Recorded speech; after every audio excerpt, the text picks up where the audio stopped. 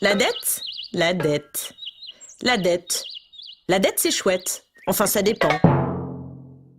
Parfois, on a besoin d'argent pour construire des écoles, des hôpitaux, des routes, des voies de chemin de fer, des stades, des piscines, des universités, des églises. Ah non, ça c'était avant. Des éoliennes, des maisons de retraite, des musées, des théâtres. Ça coûte des sous de construire tout ça. Alors on emprunte. Ça, c'est de la dette légitime. On remboursera avec nos impôts petit à petit.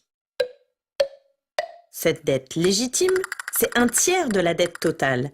Mais les 2 tiers qui restent, c'est quoi? Eh bien voilà.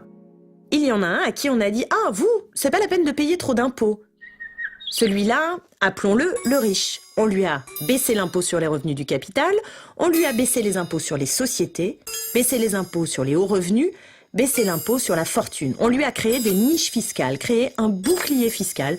On l'a exonéré de cotisations sociales.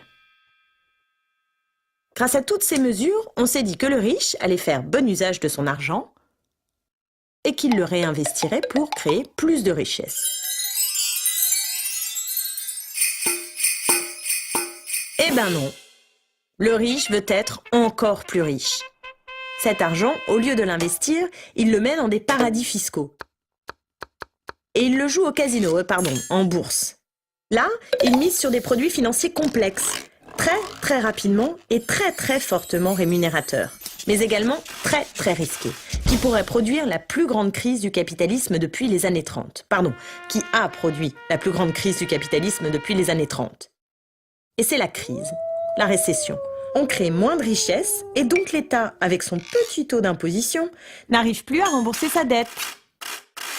Il supprime des postes d'infirmières, de professeurs, de policiers, de juges, d'assistantes sociales, de curés. Ah non, ça on avait dit non. De gardiens de musée, de stadiers, de maîtres nageurs. Parce qu'il faut faire des économies. C'est l'austérité. L'État est rincé, mais la crise le pousse à dépenser plus. Dépenser plus en assurance chômage, dépenser plus en prime à la casse, dépenser plus en plan de relance. Et pour ça, l'État emprunte. Et la dette explose. Les voilà, les 2 tiers de la dette. Ces 2 tiers illégitimes. C'est la dette des riches, de leur crise et des cadeaux qu'on leur a faits. Mais écoutez la suite, c'est beau comme une crèche. Et pour financer la crise du riche, à qui on emprunte? Aux riches. On lui emprunte un argent qu'il aurait dû payer en impôts. Et qu'on devra lui rembourser avec des intérêts.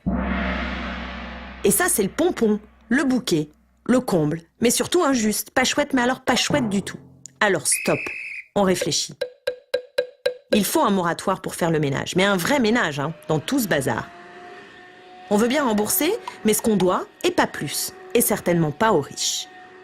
Un moratoire pour décider démocratiquement ce qu'on fait de la dette. Pour reprendre en main notre avenir, pour refuser de se soumettre au pouvoir de la finance. Un audit pour se donner les moyens de contrôler nos choix collectifs. Alors, on arrête tout, on fait le tri, et c'est moins cher, et c'est plus juste, et c'est plus chouette.